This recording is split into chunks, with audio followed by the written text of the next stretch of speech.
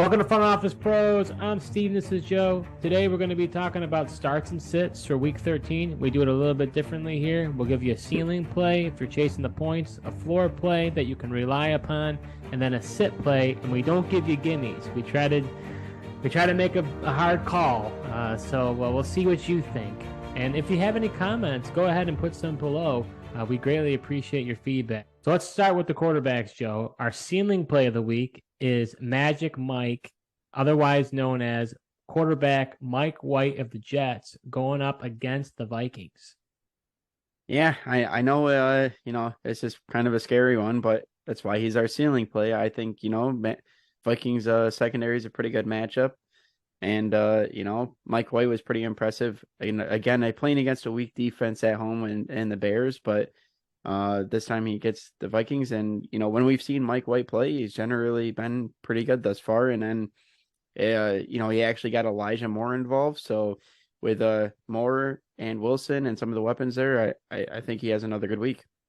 Yeah, and if you haven't watched our videos in the past, when we've done starts and sits, when we say ceiling play, we see the ability of Mike White getting a ton of points, but it's a risky play. It's not an obvious play.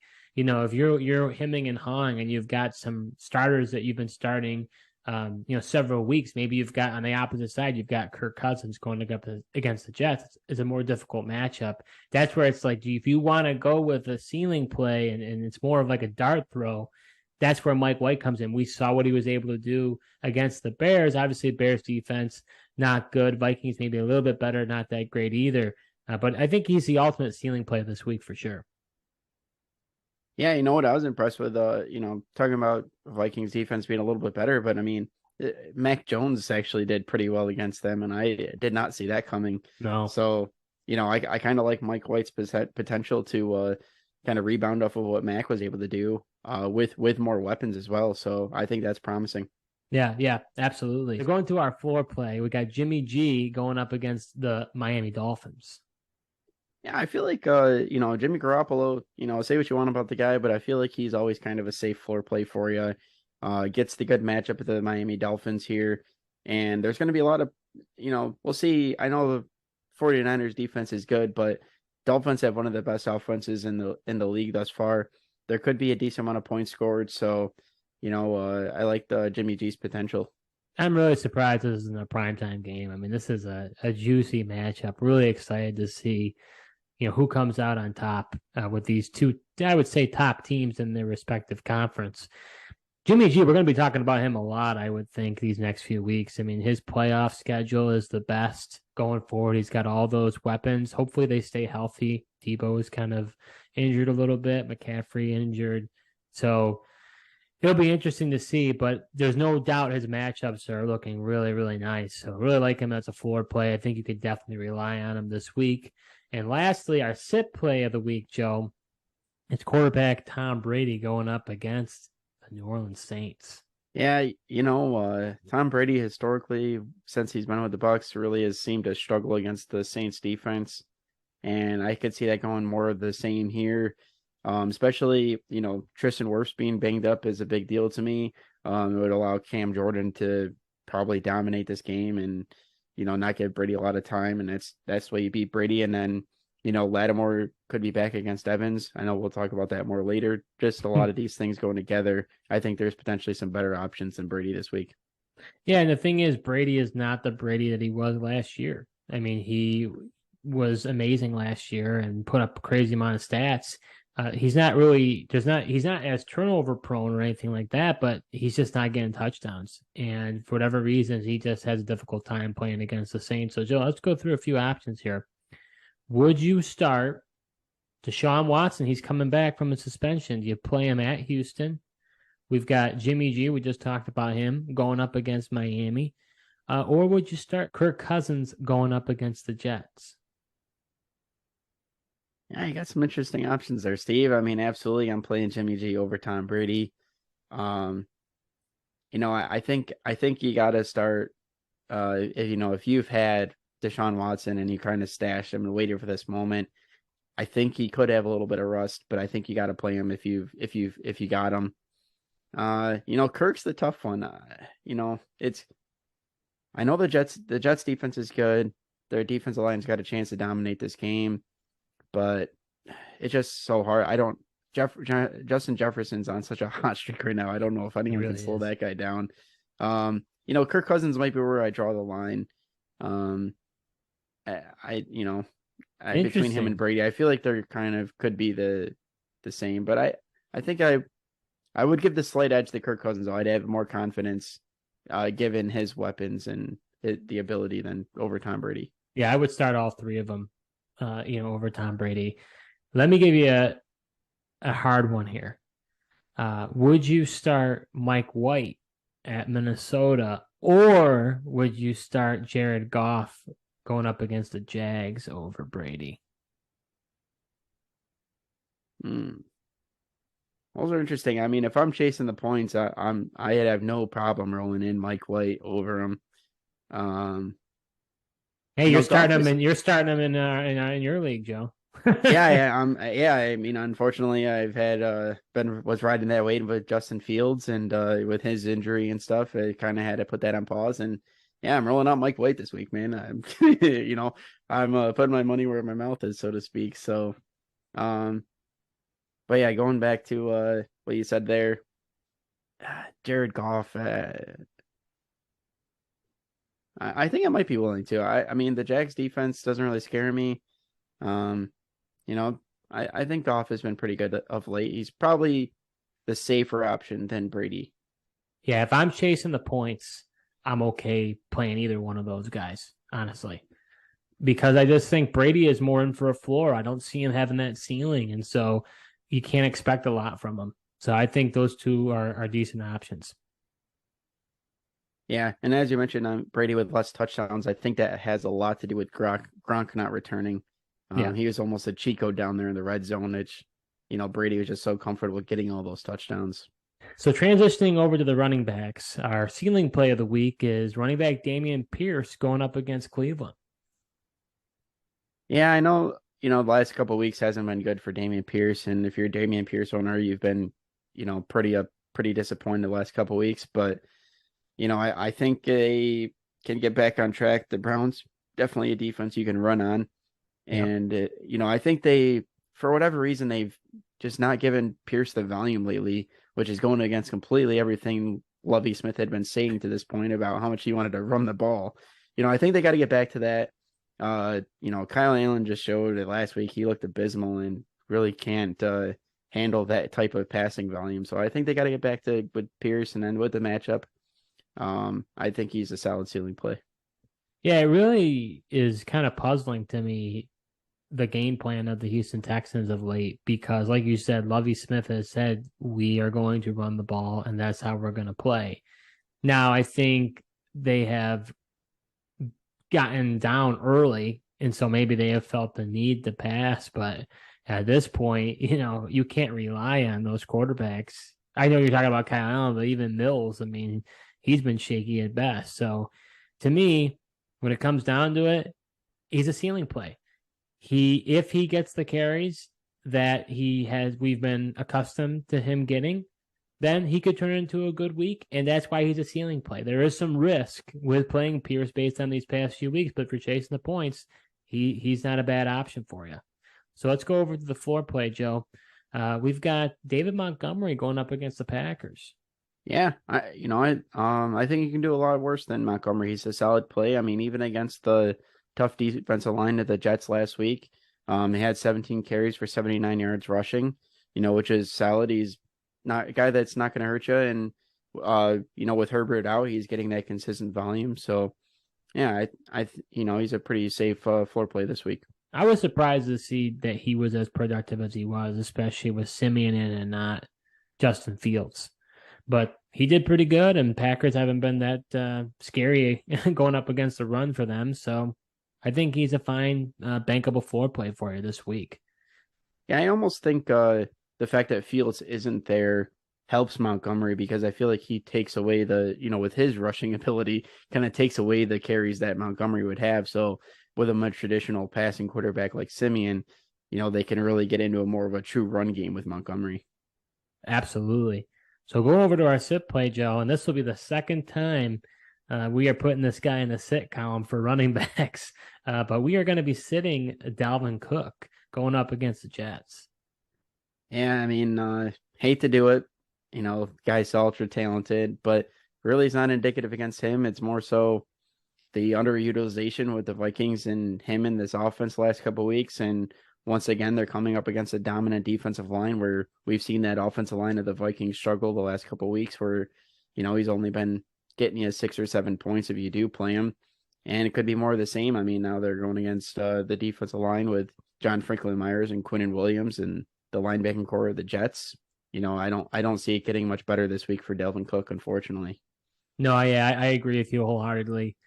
If it was a better matchup, we wouldn't be saying this, but as you saw last week, the matchup mattered. And it's nothing against his talent. It's a bad matchup for Dalvin Cook.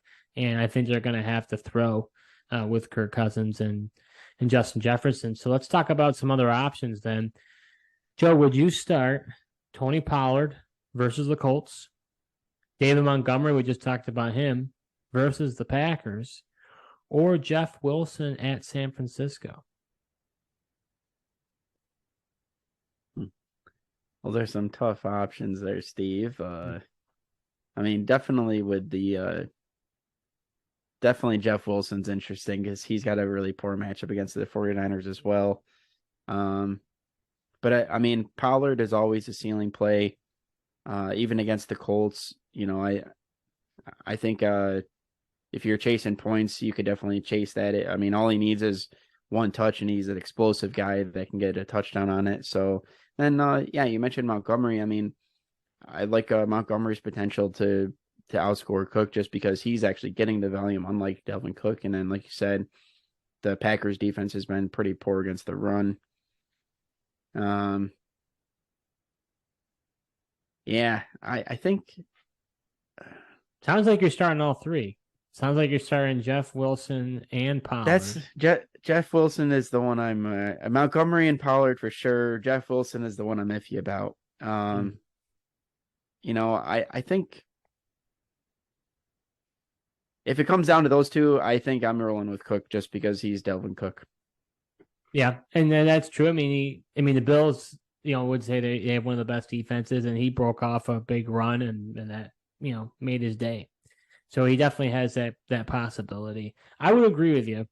Let me give you 3 more quick here.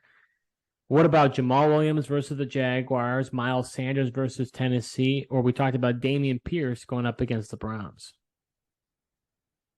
Yeah, I mean, at this point, I don't see how you can bench Jamal Williams. The guy's just too hot, and he's almost guaranteed a touchdown at this point. It's true. I feel kind of Miles Sanders. I feel is similar to Jeff Wilson in. You would Tennessee. Take Cook. You would take Cook over him because of the name. Yeah, just because he's Dalvin Cook, and then Sanders is hit or miss, and then Tennessee D lines for real. They're not really allowing too much. If I'm chasing points, I wouldn't have an issue with taking a flyer on Dameon Pierce over Cook though. Yeah, I think I'm consensus with you. I agree with you because I think Pierce could get that. He has a higher ceiling than Cook because of the matchup. Absolutely. So transitioning over to the wide receivers now, Joe.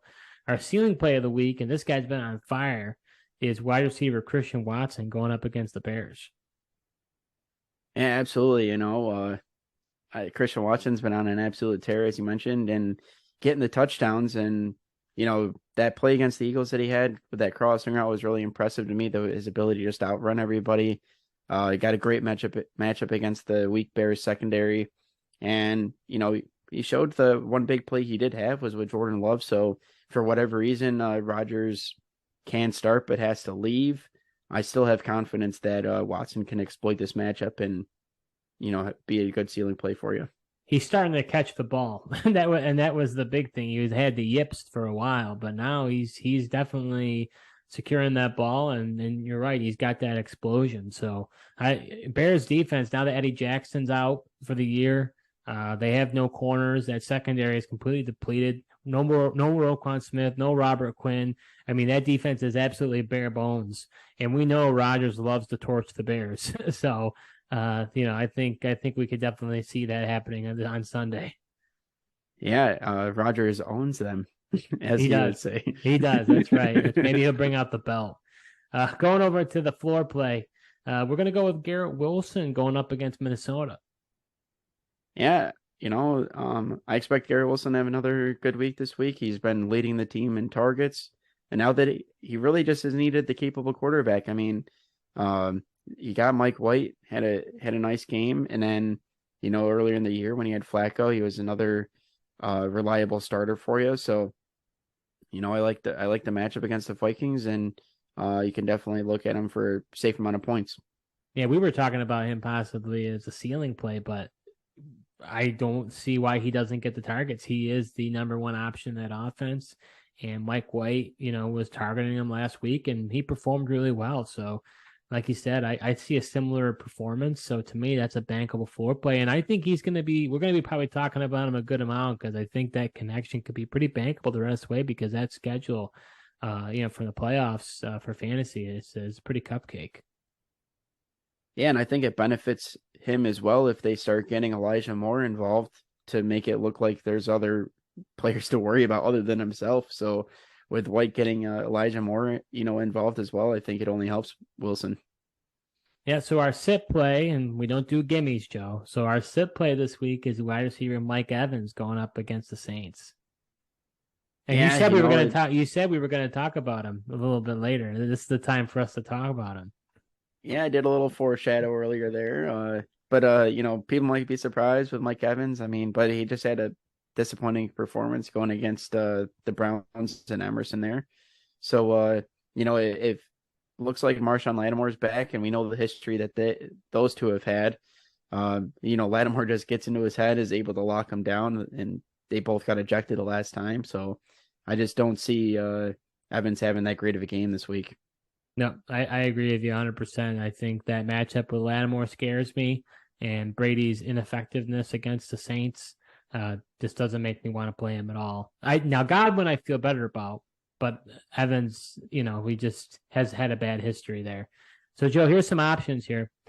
Would you play? We talked about these guys. Would you start Garrett Wilson going up against the Vikings? Would you start Christian Watson going up against the Bears? Or would you start Devonta Smith against the Titans over him? Well, definitely starting Wilson and Watson over him. That's pretty simple for me. Devonta Smith is interesting. If I'm chasing points, I think I'd be willing to do it because Devonta Smith has that higher ceiling.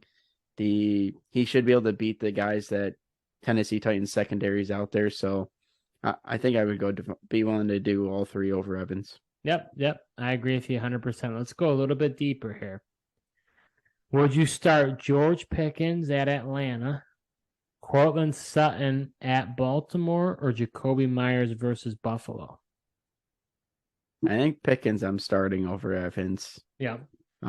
His Pickett just seems to go to him, especially when he's in trouble lately. So, that's Sutton's interesting. I think Russell Wilson's been rough, but he's been a kind of a safe floor lately. So, I think I'd be willing to go Sutton. And then you mentioned Jacoby Myers against the Bills. Yeah, that's where I might just go Evans over Jacoby Myers, but that's kind of where I draw the line there. Okay, see, I start all three. I actually was having a little difficult time with Sutton because of just with the Broncos. That's the part where I was kind of concerned. But to me, Bills have been susceptible. I know they talk about Bills defense being one of the best, but Amon-Ra had a great game against them. Justin Jefferson had a great game against them. I'm not saying that Myers is on that caliber. It was just saying that we've been exploited as a Bills fan. I'm talking about we here, but the Bills have been exploited recently. I feel like when it comes to some receivers, so I could see that happening again this week. Isn't Tre'Davious White back though? Well, he played last week, but he played on a snap count.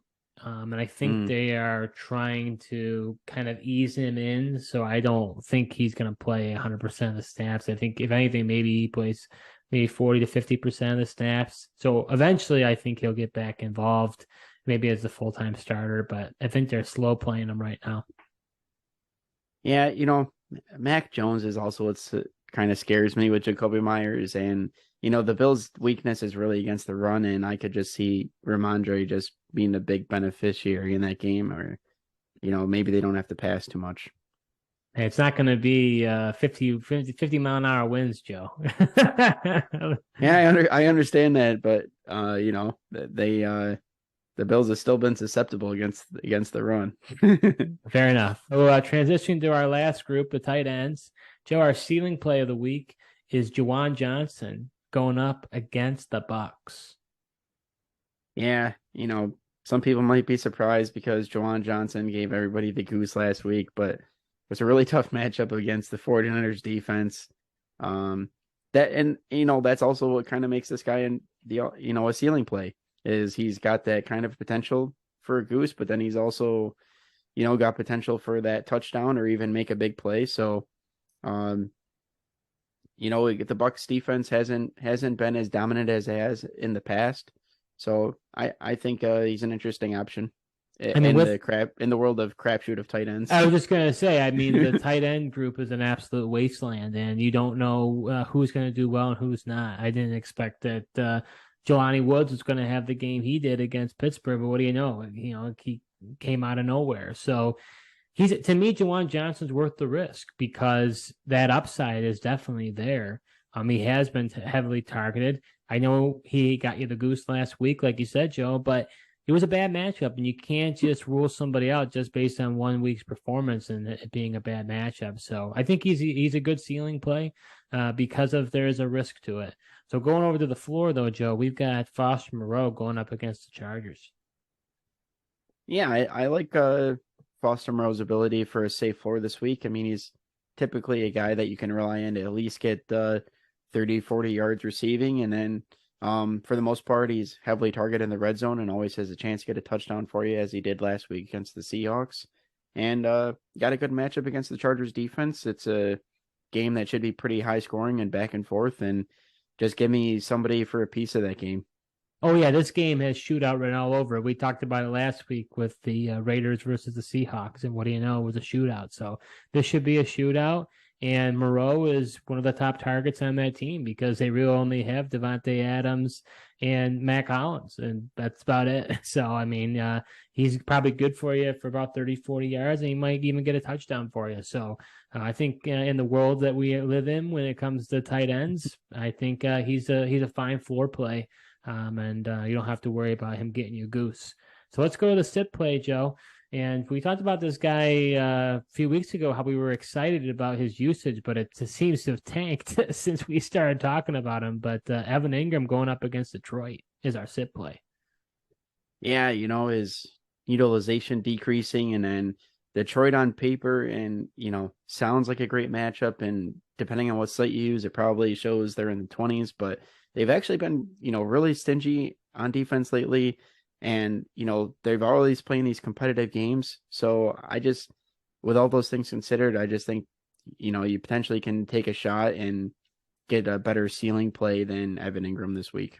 Yeah, that's the thing is, it's where it's misleading sometimes when you look at, where it gives you like a ranking of how the defense is, because Detroit's defense was getting absolutely smoked at the beginning of the year, but they've been stingy lately. They really have. So they're not a cupcake matchup as they, maybe were at the beginning of the year. So I agree with you. Let's talk about a few options here, Joe. Would you start Greg Dulcich going up at Baltimore? We talked about Juwan Johnson at Tampa Bay, and then Foster Moreau going up against the Chargers. I think I'd be willing to do all three of those guys. Greg Dulcich is the scariest to me, even though I don't think he should be, but you just never know with this Broncos offense, and I think he should be way more targeted and involved because he's shown the flashes. But it's just, even he's been getting a couple more targets, I feel like, than Evan Engram, so that's why I'd be willing to go with all three. All right, I agree with you. So let's make it a little bit tougher. Would you start him over Robert Tonyan at Chicago? Logan Thomas at the Giants, or would you go with the darling of Monday night and go with Jelani Woods against Dallas at home? Oh boy. Jelani Woods, he's interesting. I don't know if this was just a flash in a pan or it's something you can continue to rely on. Tunion's interesting. He's another guy that hasn't been utilized, but the matchups at least there, I could see him potentially doing better than Evan Engram. Logan Thomas is interesting too. He also I think out of those I might just be willing to do Tunyon over Engram, but Woods is interesting if you wanted to take a dart throw. I'd rather be disappointed by Jelani Woods than Evan Engram. Yeah, I think for me, if I'm chasing the points, I'm totally okay with the dart throw of Jelani Woods. You never know. Sometimes breakouts happen, and this could be the one where he is starting to break out, and you don't want to miss out on the boat because tight end is so horrible.